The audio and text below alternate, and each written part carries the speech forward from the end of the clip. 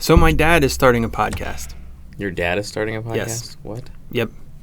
It's crazy. So his Instagram, which I was a follower of his Instagram, notified me that it posted for the first time in a while. So I was like, all right, let's see what's up. And I thought maybe I'd see a cool picture.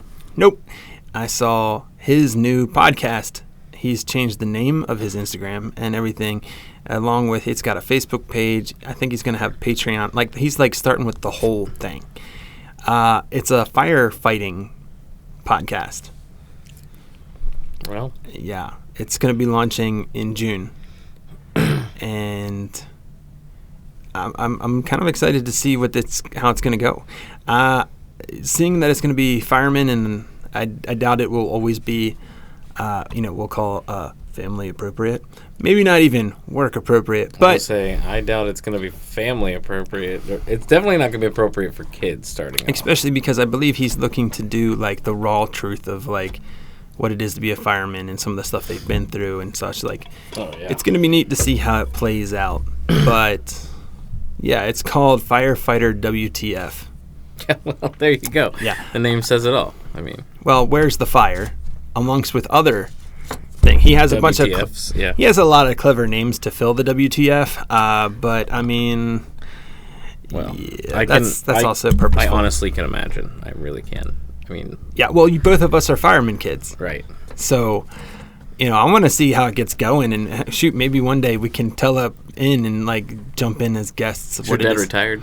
Yeah. Yeah. What it is to be fireman kids, huh? How long did he do it? Oh, my whole life. Well, no, not my whole. So he was in the fire department before I was born, and then I was graduated high school, and then he retired, I think, right after that. Oh, okay. But he actually retired earlier than he intended to, because on a call, somebody dropped a ladder on his neck. Messed him up. They fixed him mostly, but he had to retire. So, well, he's either do that or ride a desk, and my dad's not a desk rider, so. Yeah, mine either. Although he does thoroughly enjoy driving the pumper. He really does. Yeah. So. I mean, so that's cool. With the ladder truck or whatever truck he drives. I don't remember anymore. But I mean, he's going to take all that knowledge and all this stuff. I mean, he was chief in one in the county, and he was lieutenant in the city, Baltimore City. And so it was like, okay, I mean, he's got the experience, he's got the know-how. He's always talking to other people that are living that life still or have. Yeah. Yeah, I mean, so might as well use all that stuff for possibly something really cool. I was going to say, my dad was assistant chief for a while, and then he became fire chief, and all the politics was a mess. Yeah. Did he get to drive a cool chief car? I mean, I don't know what you'd call cool. It wasn't like a car. Oh. So I don't know if I think they only had captain's vehicles. I don't remember him having like a chief's vehicle. Well, yeah. Maybe he did. I don't remember. We had what looked like a red version of a cop's car as our chief car. It was kind of cool. Wait, like which one? Like a car or like the SUV? Like the old Crown Vic. Okay. Yeah. Red lights on top. Yeah, that's cool. Yeah. It was kind of neat. I mean, it was hot. Didn't really have good air conditioning. So, like, if we rolled up to a scene and we were in the back seat and Dad had to run out and do something, we're, like, sweating bullets while he's doing his thing. It's a different time back then, dude. Yeah, but... He'd gotten fired for it nowadays. Oh, my goodness gracious. Yeah, but, I mean, that was the life back then. But, like I said, I'm interested to see how this goes. Has he kicked it off yet? Do we know a date? June is all I know. He's got, like, a teaser up on YouTube. It's going to be on YouTube and on, I guess, your podcasting channels. Firefighter WTF. So, I mean, it goes without saying that it's probably proceed with caution. But it's for anyone who's been a fireman or knows that world. Oh, yeah. But it's probably going to be awesome. My dad he's got so much, he probably knows everyone. So, yeah. Go Dad. So, yeah, that's something that's in the news. Hey, maybe I could talk my dad into getting a hold of him and talking to him. You never know. Yeah. You never know. I'm waiting to see how it goes. He's done a lot with the all the chemicals and the suits and the foam and all that. And my dad's been a big part of all those court cases and stuff. So yeah, you know what I'm talking about? Yeah. Okay. So in other news, Other news. The Pope died. Yeah. The Pope died. Pope Francis. Right? Now, Francis? Yeah. The Vatican is a mess. I mean, it's always been a mess. I was kidding. I meant, like, is he really the one that runs things? Or I mean, I don't know. Is it like the United States where the president actually doesn't run things? You know, I don't know how any of that works right now. But, yeah, so we're in that state of they're getting ready to, as we record, they're going to have the viewings and all that stuff. Now, don't they do, like, smoke signals or something? Yeah, when the Pope dies, a particular smoke comes out of the chimney. Right. And then they go into, what is it called when they're all locked in? Is it conclave? I don't know what it is. It might be conclave. Maybe I sound cooler because maybe I'm wrong. I'm so wrong. Conclave is a cool thing. It sounds like a cool thing. I mean, so it's not cool, but it's a cool name for a very boring, could be animated situation. I don't know. So anyway, they're going to have all the cardinals, are going to be locked in a room where there's like 150 some of them, and they'll be locked in a room where they'll put the square circle in there, right? Yeah, they'll pray and vote on a new pope, and then another smoke gets released once they've found the pope or decided on who it is, and then that person becomes the pope. I mean, that's about as much as I know about it. Sounds awfully sounds like a political system, just like any other. I mean, prayer and political, maybe. But maybe. It's political system. I don't know. It's interesting. This process is at least interesting to watch. Yeah. We've seen it once before in our lifetime for sure. I don't know if we've seen it more than that, but I know that at least once. Yeah. We were in high school. I was in high school. Well, you would have been out of high school at that point. Probably. I don't even think about these things anymore. I know that I have some Catholic friends who, are very interested in who the next person will be. They have hopes for the direction of the church. Maybe it's that kid they made a saint. That would be weird. I don't know what all the rules are. I'm sure there's more rules than that. They've probably been like must look good in white. I don't know. Oh. Must be white. No, not must be white. Must look good. Wow, don't do that. Oh my goodness. No, I don't know. I don't know at all. Well, I don't know either. I mean, who controls? I'm sure there's like a ranking the Vatican. System, like. No, they've probably been groomed. Yeah. There's probably several people who have been being groomed for this their whole life or something. Honestly, they've probably been having this conversation for a while anyway, considering that his health was in such disarray for so long, to where he was in and out of the hospital. And, apparently one of the last things he was able to do, he penned, that's what they said online, he penned a address for Easter, but then, he passed away. So it's kind of crazy, the whole thing, but Catholic Church getting a new leader. Didn't Vance meet with him just recently? Right before he died? Honestly, I can't remember. I think I saw that somewhere. Usually for which is wild. Yeah, for a funeral of a pope though, like all the high people in the Catholic Church are going to be there. They all fly in. But then I think world leaders, I think they even expect Trump to fly in. If I'm not mistaken. That could be a crazy situation. I don't know. Like it all eyes on the Vatican. Wow, it's usually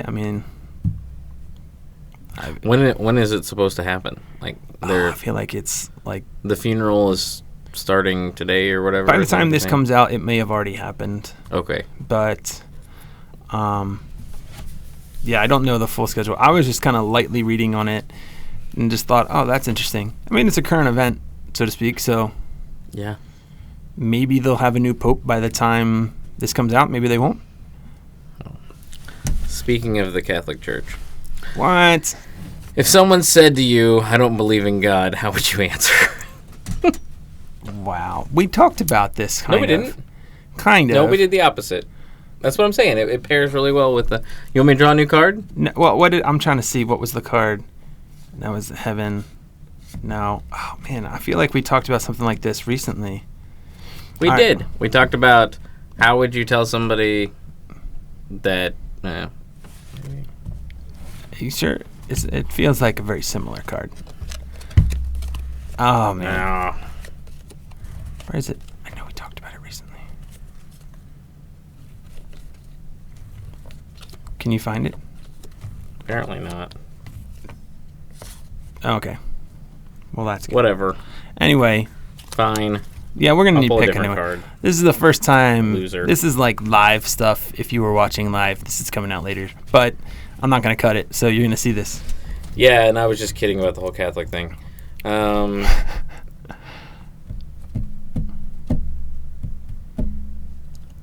I mean, this is one we talked about a little bit before.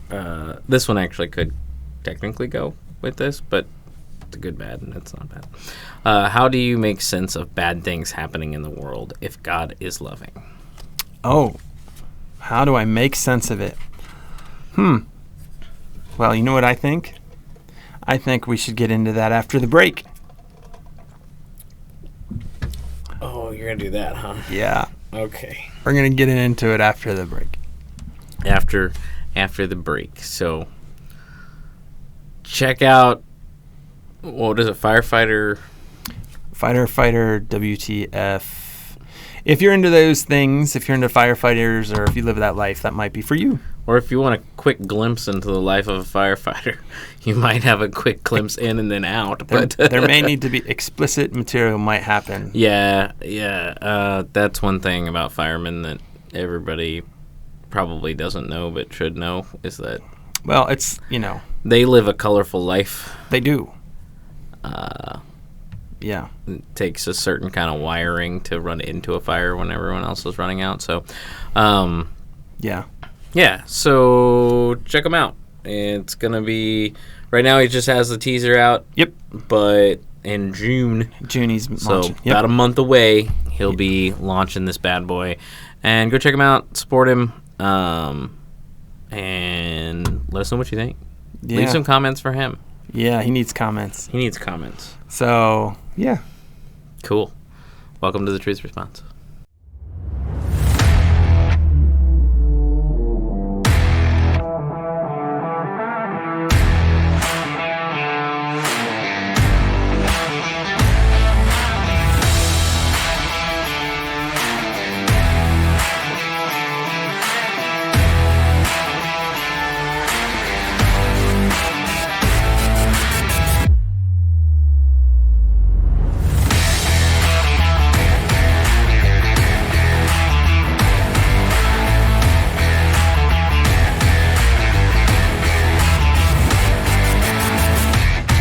I'm going to go ahead and pray today. Father, thank you for just everything that you do for us. Thank you for the things that keep us busy and yet the things that fulfill us. Allow us to just continue to work for you and to work through us to better your kingdom. Allow this podcast to reach more people and to make a difference in this world. Hopefully very positive and one that blesses you and praises your name and your kingdom. In Jesus' name, amen. Amen. Okie dokie. So, back from the break. I love that teaser. The break. The break. And reread the question, please. All right. So we are kicking today off with how do you make sense? Blah, blah, blah, blah. How do you make sense of bad things happening in the world if God is loving? Okay. How do I make sense of it? Bad things happening? Well, I mean, the easy answer, we broke it. I mean... That's the cheating answer. Yeah, it's cheating a little bit. It's also truthful. I mean... You're right. It is truthful. But that's the route everybody goes with it, is because sin is in the world. Right? Well, yeah, but I mean, let's think about it. Let's think about this logically, right? If God stopped all the bad things, that would not be a loving God, because then he would not love us enough to let us live with our own consequences. What do I mean by that? Sin is not a one-time bad decision. It is something that echoes forward. So, and we can see that evident in the Bible. So, for instance, first time Adam and Eve sin, we are now in a fallen world and fallen nature. We are under a curse, whereas we have, we're just being tempted all the time. We're constantly sinning all the time. Their kids, kids, all the way up to us. And so these things, they don't just go away. It's not like if you go to a deli and you're like, should I get the soup or the sandwich? Oh, I'll get the soup. I should have gotten the sandwich. It's not something that simple. These are something that it doesn't go away. Once you've sinned, that stains the world and doesn't go anywhere. So imagine, if you were looking at a crystal clear pond, right? And you could see your own reflection. It looks like a mirror. And then you throw a rock in it and the ripples start moving outward. It ruins the reflection. Now, eventually, if you let it sit long enough, the pond waters will settle and it'll start to look crystal clear again. Unfortunately, it doesn't work the same way for us. The only thing that cleanses us of our sins is the blood of Jesus. That being said, in a world where our bad decisions and our sin are constantly making an impact, a negative one at that, we have to live in that. We have to live with all the consequences, and the consequences don't necessarily mean it's just going to affect us singularly. Me putting a sin into the world doesn't necessarily mean it's just going to impact me singularly. It could be impacting those around us, those down the road. We don't see it. And so as these things compact, and as we live in this world that continues to be broken, and sin continues to compact forward, there are certain things that just have to play out. And a loving God, and it sounds counterintuitive, but it really is, loving God has to let a lot of these consequences play out, therefore giving our actions real meaning. If he were to just wipe it all away all the time, even when we asked about it, he wouldn't be all loving, because his justice system would be lopsided. We wouldn't actually have to live with the bad choices. And that's not a loving God, because then we can't learn anything from it. But this, I think, is even taking a step further and being like, well, why wouldn't God just remove our bad choices? Well, because he's given us the free will. We have the ability to not only choose him, but choose his will for our lives, or not choose his will. To live by his way or our way. And so there's a lot of people that challenge that, too. They say that there's no such thing as free will? Yep. I would say that that's crazy. But why? I would say that's crazy because obviously I can go out and I can make a decision right now if I want to go play in traffic in the middle of the road, or if I'm going to stay safely on the sidewalk. I can make that decision. But is it you making that decision? No, I mean, because that's the argument, right? Like that's the argument against free will is it was already predestined and all that. I think that our God is bigger than our decisions. I think ultimately he's got a plan that is way greater than our decisions.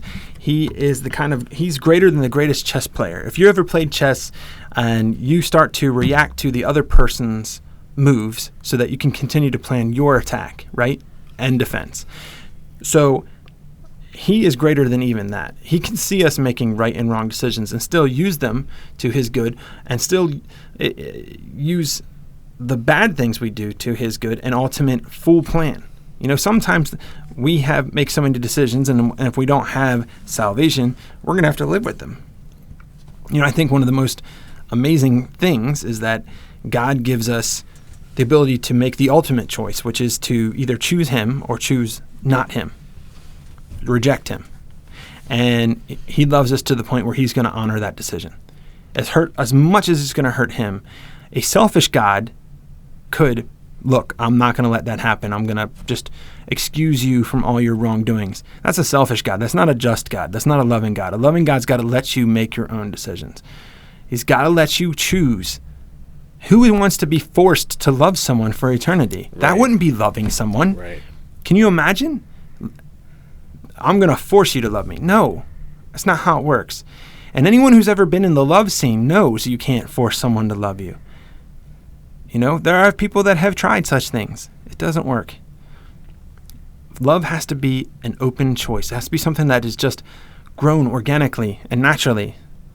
And so to that extent, if we are making bad decisions, or if we're making good decisions, they need to play out accordingly. And so a loving God has to allow these things to happen. It's kind of like when you have kids and you know that they're getting ready to make a mistake, right? And you know that if you stop them from doing it, they could either make the mistake again later in a worse situation where you can't do anything about it, Or you can let it play out. They learn something. We heal, we move on. You know what I mean? Yeah. And sometimes you just have to let them make a mistake. And it sucks. But sometimes that's called failing forward. Learning from the things that we do that are stupid. Wisdom doesn't come with being right all the time. It's sometimes being wrong and knowing that it was wrong. Yeah.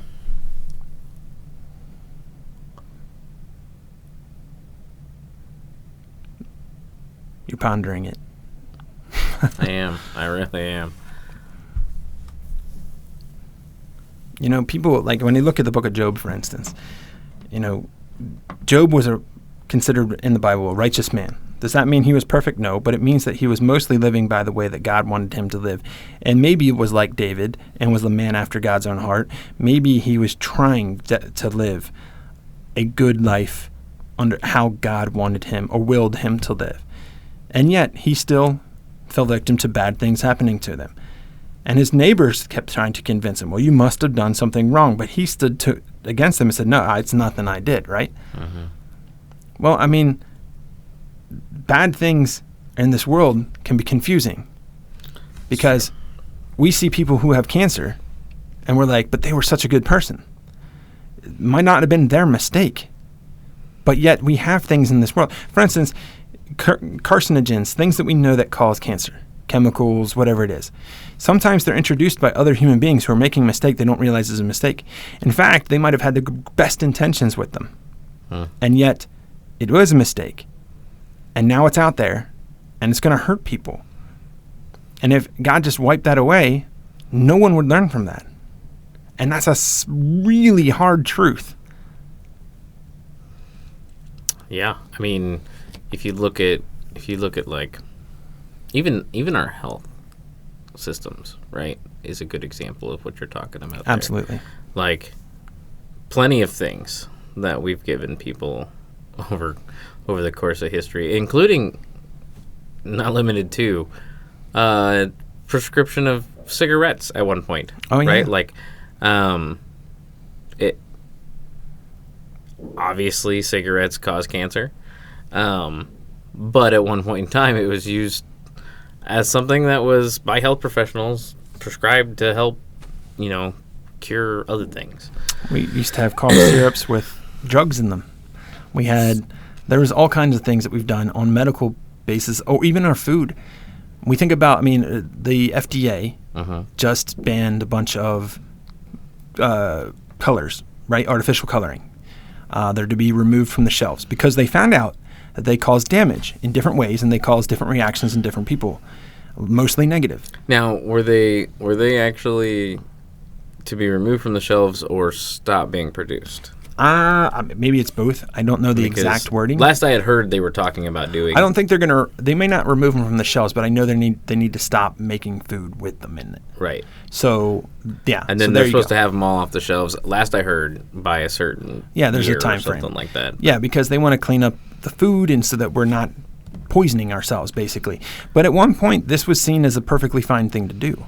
Well, and here's the really trippy thing about that specific one is that they're making it already the other way.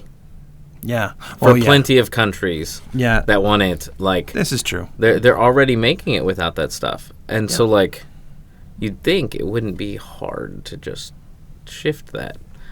Almost makes you wonder if bad things are happening because there's people in the world that aren't so great. Maybe. Who knows what's all behind this thing, but it all goes forward, and we don't know. We don't know. We need to, if we're going to be a healthier society, we need to make better choices, and we need to research them more fully, I would say, until we put things out in the market. But sometimes it's a great idea, and we're so excited about the idea that we throw it out there and we get things on the market before we fully realize what it is. And we find out that certain products that we use to kill weeds in our lawn, not good for us. Go figure. Certain things that we use, as deterrents, not good for us. I remember when DET, the DEET, isn't it? Right? The stuff that they were trying to use. Yeah. DEET, yeah. Yeah, that stuff's not good. So, like, there's stuff that at one point it's like, oh, this is what you need. This isn't what you need. Here's one for you. What? This one's going to be a hot button for these guys. I mean, maybe. We'll see. What do we got? Birth control. Oh, you know what? I mean, we could go there. That's somewhere I am willing to go. I know we don't have a woman on here. Please understand, I have talked this extensively over with my wife and others.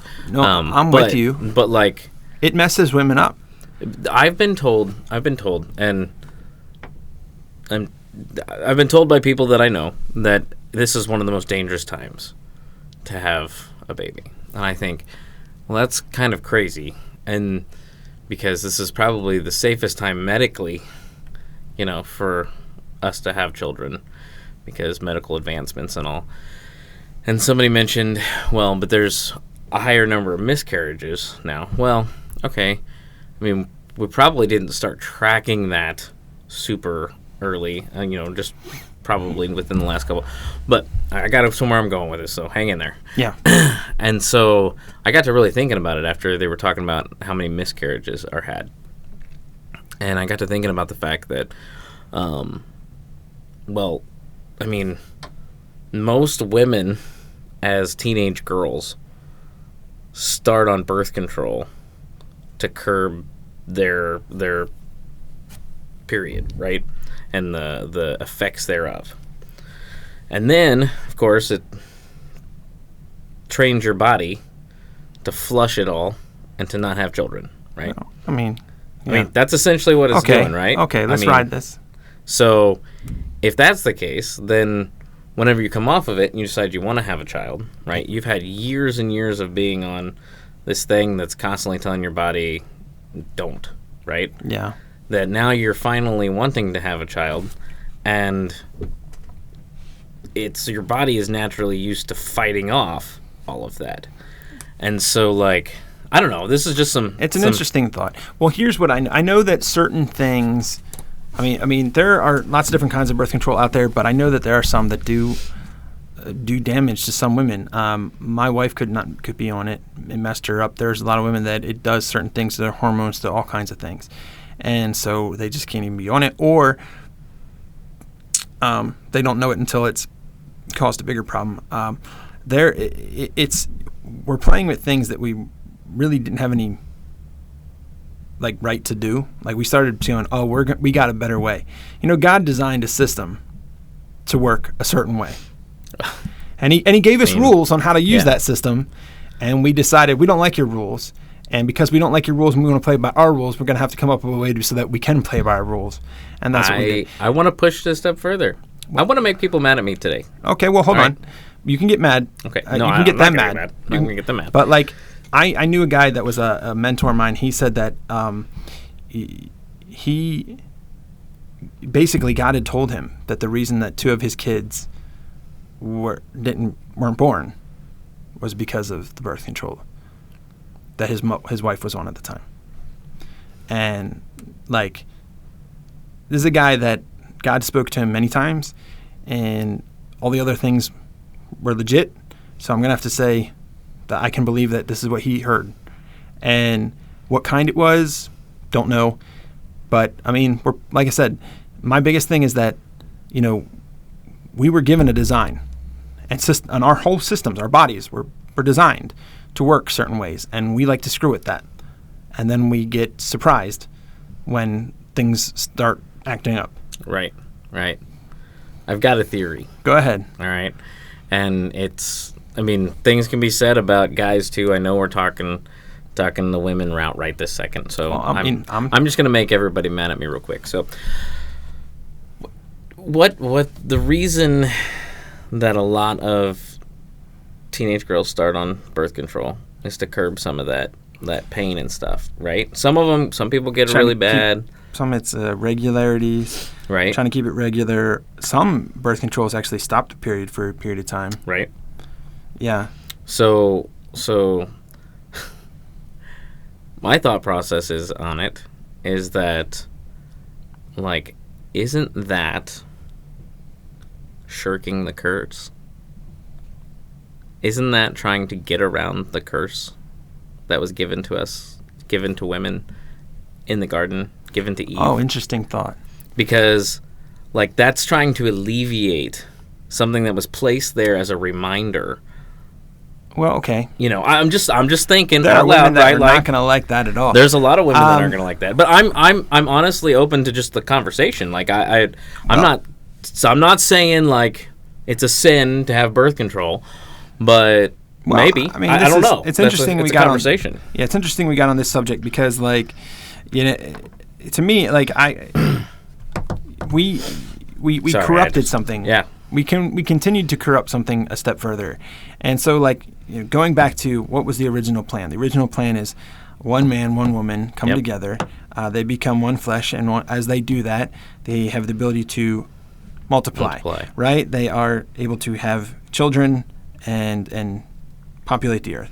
And it's good. And it's good. And everything that goes lovely with that, when it's done the way it was designed to do, is good. But we have taken that and we have corrupted it in so many different ways. Considering, I had a conversation with one of my students. The student had gotten into a relationship, and what society would deem very, very, very minor things happened in any physical form, mainly like kissing and stuff like that. It's like our current society go, oh, that's nothing.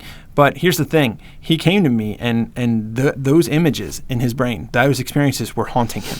Sure. They were playing over and over and over again.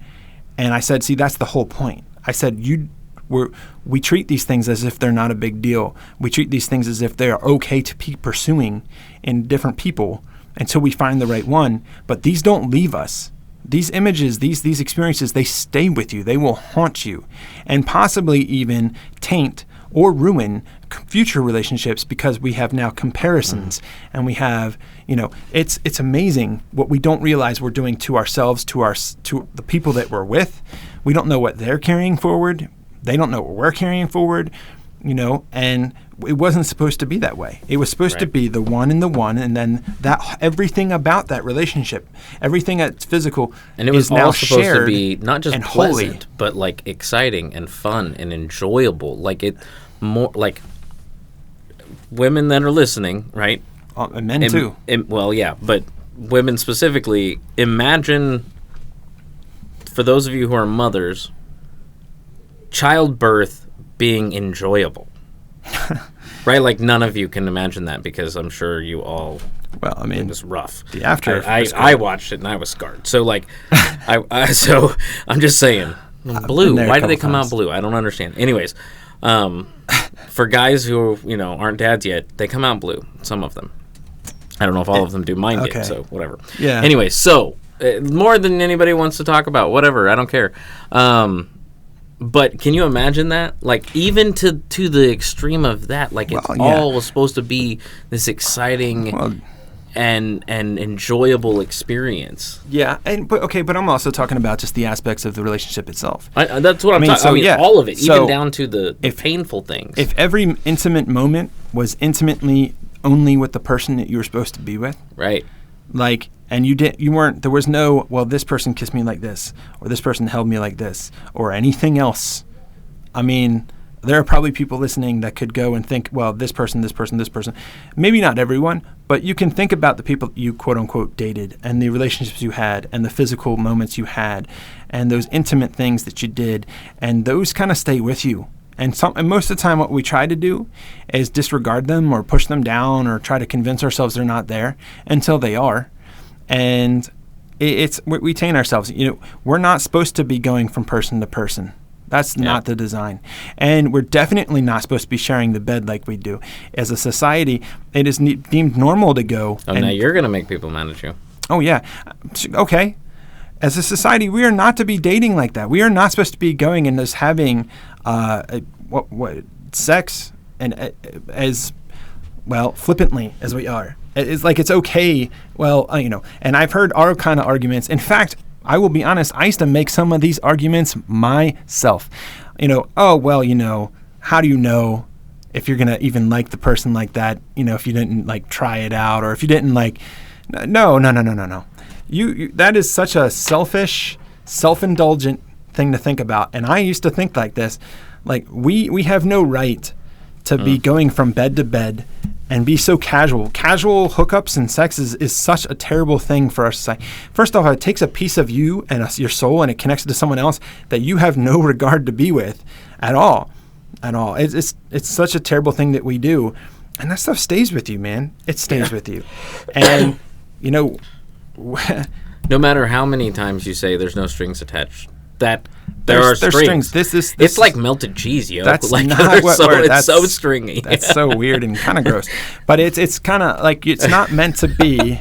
It's not meant to be that way. We're supposed to have a person that we dedicate our lives to and enter in a covenant with, and everything that comes with that, all the kissing, all the hugging, all the holding, all the intimacy, all the stuff that what we would deem X-rated or anything like that. That all within that covenant, within that holy marriage, is a holy act, and it is good, and that's how it was supposed to be, and all of that should be sacred and wonderful and celebrated. But yet we try to celebrate going outside of the original plan, outside of God's design, and saying that it's okay. Yeah. You mean and this is just, we're just cracking the surface here. And so that's why we came up with things like certain birth controls and stuff.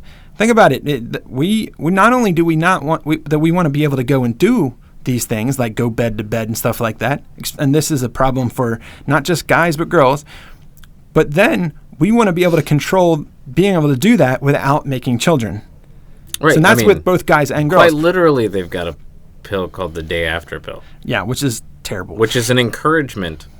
Yeah. It's you know, this kind of stuff, it diminishes how the design was supposed to be. It completely attacks what God had originally put in place, and we accept it because it's the norm now. Oh, when you talk about how things used to be and should have been, oh, that's just old talk. That's not, whatever. It's not like that anymore. They actually had it right, and that's what's wrong is that we don't. And then once you open up these holes, these wounds, and you start fracturing the system further and further and further, I mean, it makes sense then that you have this other sexual deviant behavior out in the world where it is so destructive, not only to single people, but to marriages. And people have been convinced in their mind's eye that they can live however they want. And selfishly, if they're not getting what they feel like they need, instead of trying to work on fixing it and bringing Jesus into a relationship, they just go looking for it somewhere else and have told themselves that they are entitled to do such things. Because of happiness. I tell you what, you want proof that the enemy is winning an argument in our world, that he's getting some battleground for us? It's the fact that we can't live our lives the way we were supposed to. We are living it in a way that we weren't supposed to, and we're calling it perfectly normal. Yeah. Can't I just be happy? Don't I deserve to be happy? That's the idea that we understand what we need to be happy. Well, that's once again taking it into our own hands. Making it seem like we know what happiness actually means. Well, in order to be... So, I'll tell you what, for me, happy, when it comes to being happy in my life, it's... Obviously, it starts with knowing knowing my Creator and being in a relationship with Him to where I'm trying to live my life in a righteous way so that not just this life is going to be by His guidance, but also my eternity is in place. From that, it's a wife that I can be faithful to, and that she can love me beyond the fact that I don't think I deserve to be loved by my wife the way I am. And I'm so grateful that she loves me that way. And I just want to love her that way right back.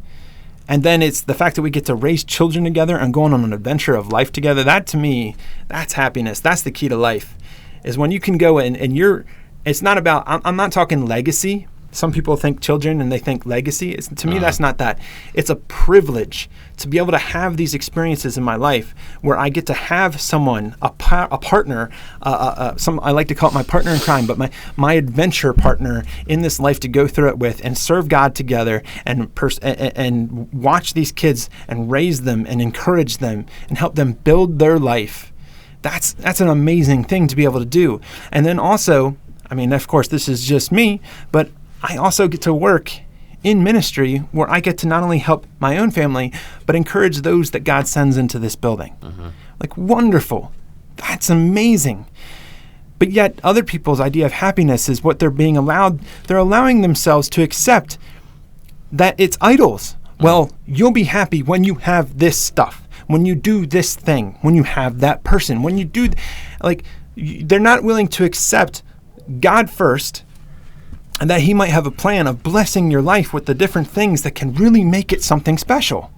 Instead, well, we're told this is what you need, and we accept that. We accept, well, you need to have a great job and makes good money, and you got to have a house, and you got to have these cars. And that's what success is, right? Like that's and what they success, say. That's what success and you'll is. find happiness until you have it and you realize you don't.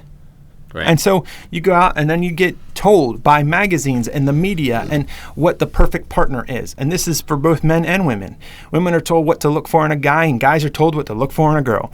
Yep. And so we now go And out. how dare you look for anything else outside of that? Like, how dare you look for, if you're not a 10, how dare you look for a 10? Or, Well, whatever. it's all of crazy. the different things, right? People, I honestly, and this is obvious, some of this is my own beliefs.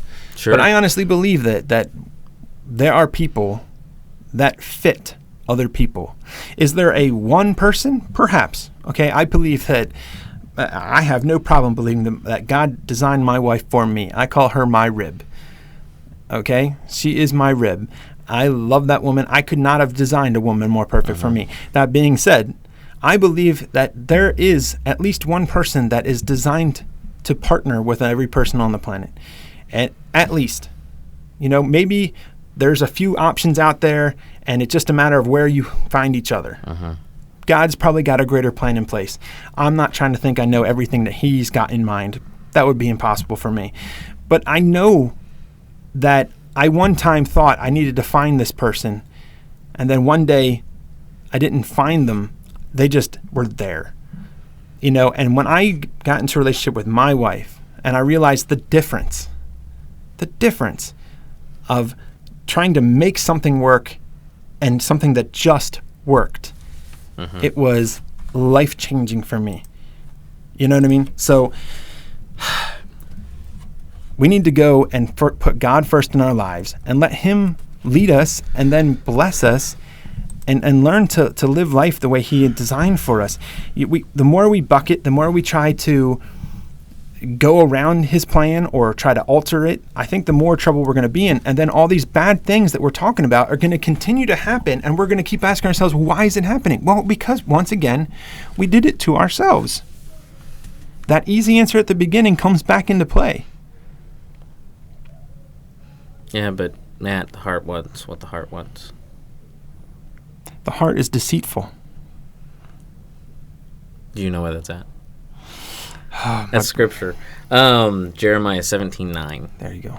And it says, the heart is deceitful above all things, desperately sick. Who can understand it?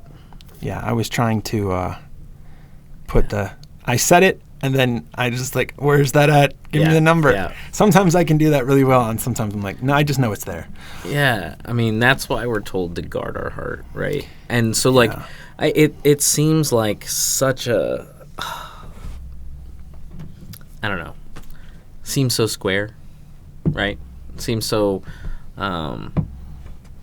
old school and not political, but conservative. That whole to say, don't even kiss before you get married. Don't do it. I when I was talking to my daughter about these things, she doesn't like it when I talk to her about stuff like this. Okay, so for instance, one day I was out and we were getting pizza somewhere, and I looked over, and the table across from us, what appeared to be happening was some grandparents took either their grandson or their granddaughter and their date out for their date. And I was like, that's how it should be. Yeah. And my daughter was like, what? I said, I think the grandparents are chaperoning the date. I think that's how it should be. That's called courting. That's, you're getting to know each other, but you're doing it with, with a good example. Right? It was so great. Courting is going and being together, learning about the other person with a good example of what that's supposed to look like, present with you. Oh yeah, and supervision that helps. And some people don't like being supervised. But the thing is, it's like privacy can lead to temptation. 100%. Supervision is great because it keeps things on the up and up, and it keeps away that voice of temptation that's going to be like, it's okay to do the little bit more, whatever it is. But it's a great way to like really learn. If you want to spend time trying to figure out who someone is, bring them around your friends, spend time as a group. It's not that hard in today's society to do. It really isn't. But people like that little to be alone and do the privacy thing. When I first showed this to my daughter, she thought I was absolutely outside of my mind. Especially because when you read books and any media, any television shows, and not even just secular stuff, even this stuff gets portrayed, whether they intend it to be good or not, in even more what we would consider more Bible-based shows. They're still dating and stuff like that in times where people are alone. I'm like, that's not how it was supposed to be, but, they're trying to at least, I get it, meet them halfway, but the thing is these young girls and these young boys are like, oh, that's how it is. Right. And so then I introduced the idea, when I was talking to my wife and I had her, we were just kind of talking to her about, honestly, this and this and this should be safe for marriage. And we said, quite honestly, even kissing really should be. And she was like, why are you trying to take something away from me? And I was like, what do you mean take something away from you? I'm not trying to take anything away from you. I said, I'm actually trying to save you in a way that you don't even realize that you from should getting that taken away. Yeah, right? because that's 100%. Why are you trying to take things away from me? Something away from me? We're not. We're trying to protect you from getting that thing taken away. Yeah. Well, the thing is that, they think that this is like, the thing is, they think it's normal. They think it's something to then chase after, especially as they see it in movies and TV shows. They see it portrayed in these little romantic scenes. And like, I get that's what they want, but they don't realize that they should wait for it. They need to make sure everything else is fine first. One of the most amazing things God did for my wife and I, and I was not a perfect person. I was not a courter or anything else prior. Okay, this is all part of my testimony. But when my wife and I got together, we were going to go about our relationship in the same way we had always gone in relationships, in very much. But then God was pressing on our hearts to take a step back from that and to not be intimate with one another. And it was such a weird thing that both of us felt this, like, you need to not do that. You need to hold out. And I thought, I want to serve you, Lord, and I want to do what you want me to do. And I also want to do this other thing. Well, and it's almost like, I can imagine like the whole but, right? Yeah. But I've already done it. Yeah. I've already ruined that. Like, Yeah. I've already had all of those Yeah. firsts, the things that you But- never forget your firsts. Yeah, you do. But here's the thing. Even in that situation, my wife and I decided, all right. And as much as there was a large part of us that didn't want to do that. Right. We thought it would be better to listen to God. And so we decided to pull back from that and try to behave ourselves. Yeah. And what was amazing about that is, that was what we did up until we got married. Is when we got married, it was now the most amazing bonus I could ever receive. I realized at that point that time leading up to the marriage, we learned how much we could really love each other and what our relationship could really be based on, and it had nothing to do with the physical stuff. Yeah. It was everything to do with the fact that we were right for each other, and that when that stuff was added on, oh my goodness, praise the Lord. You know what I mean? Everybody listen at home, yes, praise the Lord. But he had to teach me that in the midst of my own depravity. Yeah. And the fact that I admit I did not. I thought growing up that these things were normal. I thought it was, an endeavor to get to do these things, and for God to slow me down. And thank God He gave me the woman He designed for me to do this with, but to slow me down and go, all right, back up a little bit and see what I've got going on. and then you'll learn why I do this. And it made me regret everything else beforehand, that I didn't wait, because it would have made it even better. You get a taste of something good, you're like, this could have been better. This could have been even better than this if I'd have just done these things. There was a girl that I worked with for a long time, and I am so proud of her because she waited. And when I first met her, I thought she was crazy. I can't remember the things I might have said, and I wish I never would have said anything that sounded even remotely negative. I remember the things I used to think about it when I heard that she was doing such things, and I thought, that's just, in this day and age, why would you, And but she found someone who wanted to wait with her, and I hope God is just blessing upon blessing upon blessing that, not only that marriage, but that marriage bed, because that is now something special and holy and wonderful, and it's just theirs. It's just theirs. No one else has a part of that, just them. It's amazing. But yet, going back to these other things, we have this society that tells you that if you're not having all these things, both inside and outside of serious relationships, then you're not happy. You need to go find them, and you need to go find them somewhere else. And so you have people getting in and out of relationships and hurting each other and scarring each other and breaking marriages and all the things that come with it. And all these bad things are happening in the world. And why is God allowing it to happen? Because he has to let us make the mistake. If he just stopped this, we definitely wouldn't have free will. Yeah. If you want proof of free will, to me, it's the fact that we can mess up. Because the Bible tells us he does not wish anyone to fall. Yeah, I agree. And I think we've slowed down in our listening to God calling us to rise up and stop some things. Like, when bad things come about, when bad people come about, I mean, a lot of people are like, well, why didn't God just stop Hitler before he ever started, right? Well, maybe God was calling for somebody to rise up and teach Hitler the right way, and they didn't step up to their calling. Maybe you're. Well, I mean, I think about this a lot because I think about all of the spiritual that we disregard, right?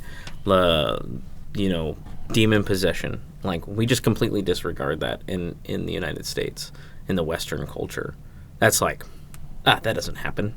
We can explain all that as mental illness.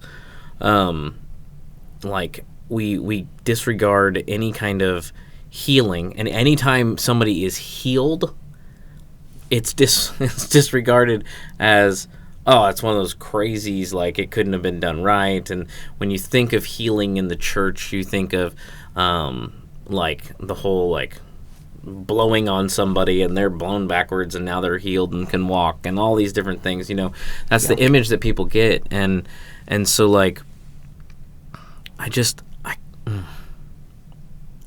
what if you're not stepping up and doing what God is calling you to do right now, and that's why bad things happen?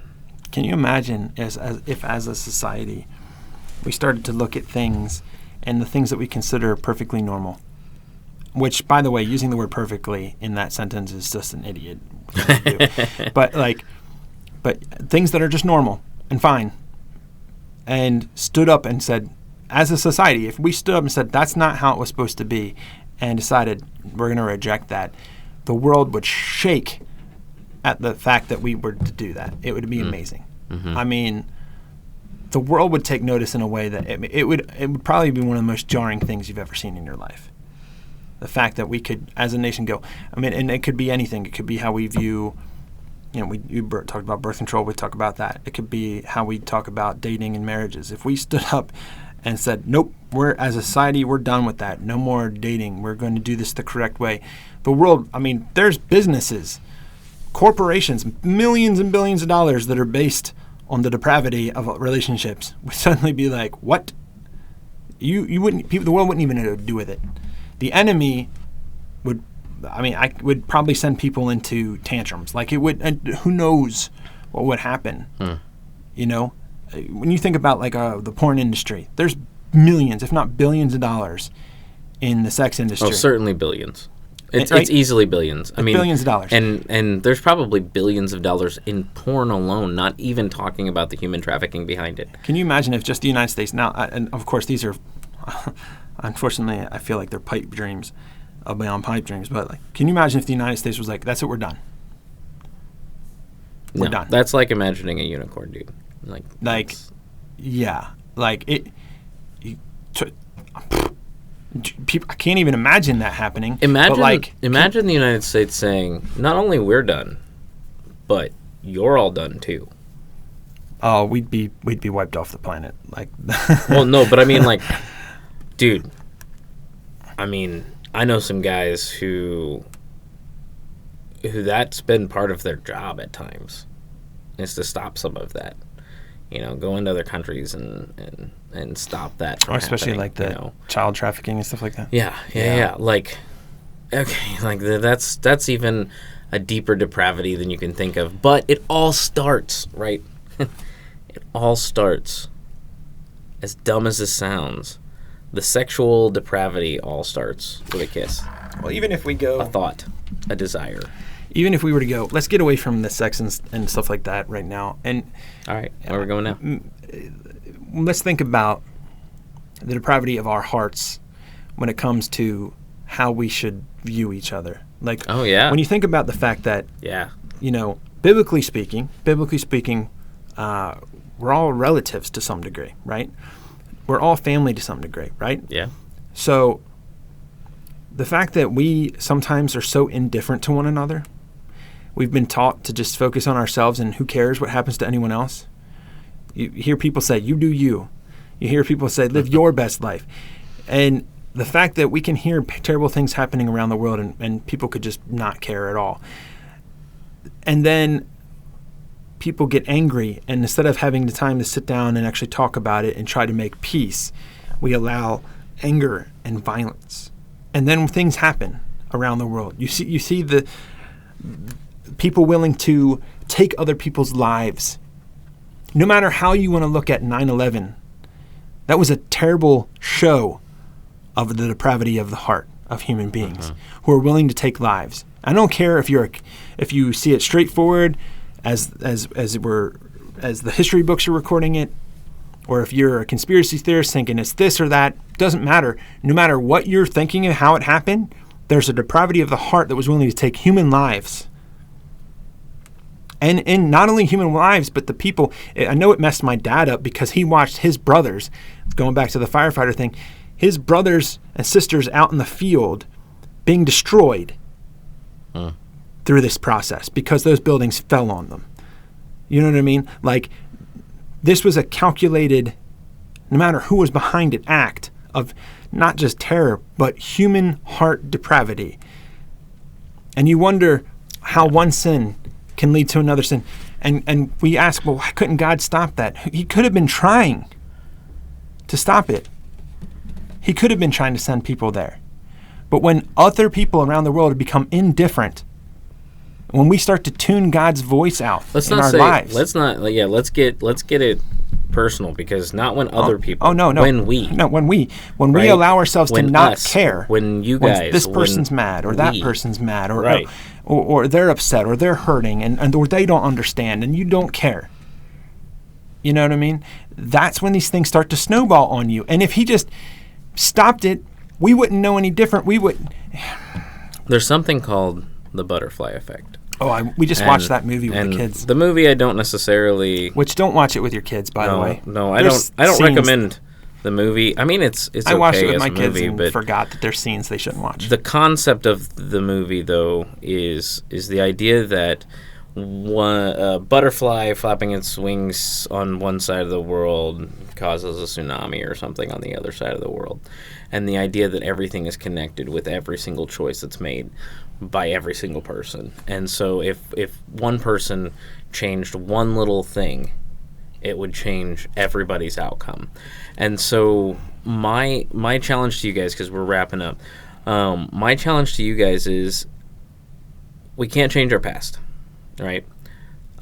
We can ask for forgiveness. We can ask for God to help us to move forward from it. But what thing is God calling you to right now? That little choice, that tiny itty bitty, what you might think is an insignificant choice. What is God calling you to do in this little bitty choice that's going to affect our entire future? Yeah. I mean, because every little thing matters. Every little thing matters. Everything does. And so my challenge, I guess, is like,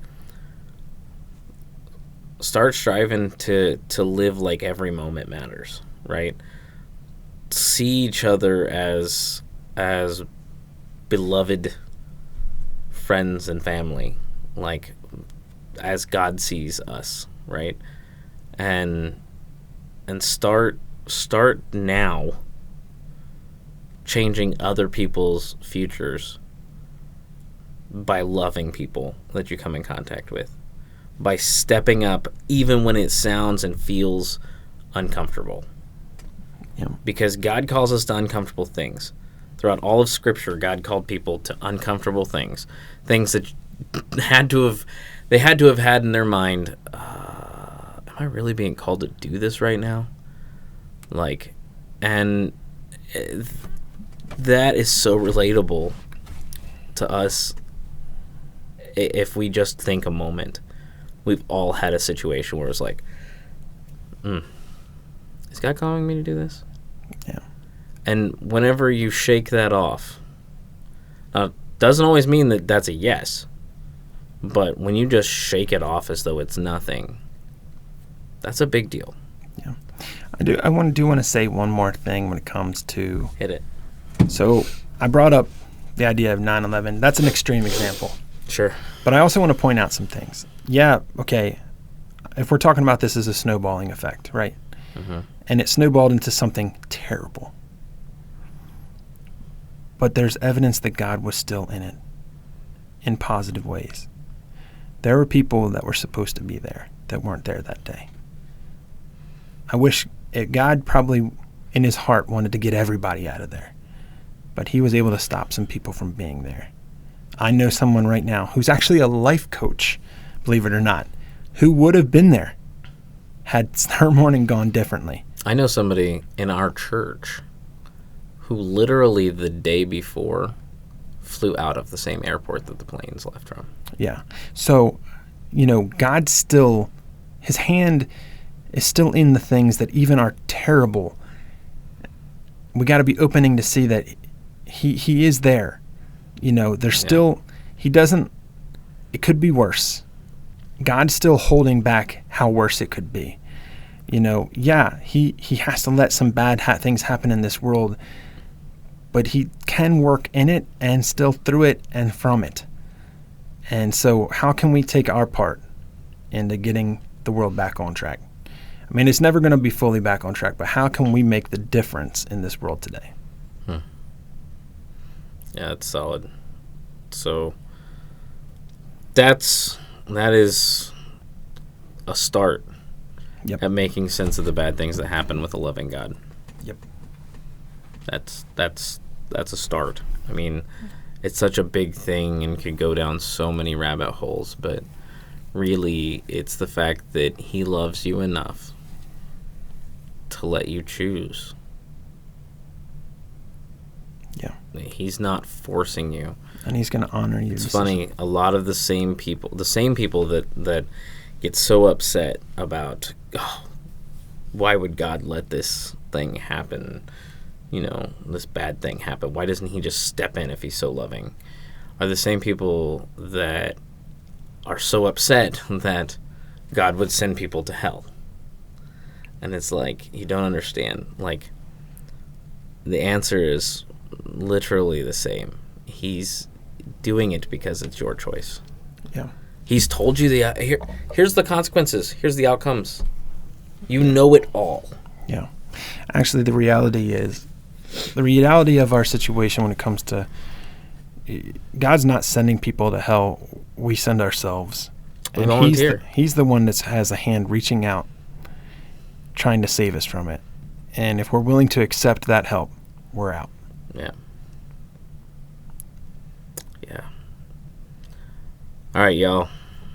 It's been fun. It's been real. Don't forget about the challenge from last week. Message us, like, subscribe, do all the things. Sign up for Patreon. Yep. If you're so blessed. Let us know what you hated.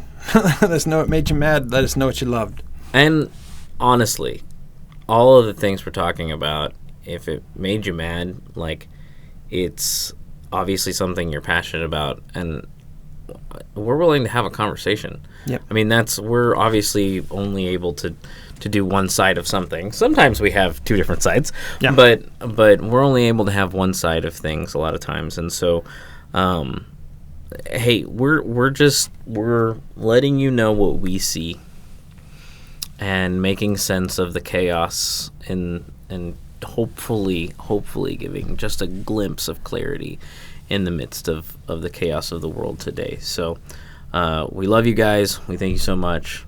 God bless. Hey, thanks for joining us. Make sure to subscribe and give us a like on iTunes and Spotify so that you will never miss a show. And while you're at it, check out our Facebook and Instagram pages and make sure you tell your friends about this show. You don't want them to miss out on the truth because we are all about the truth here. Thanks for joining us this week, and God bless.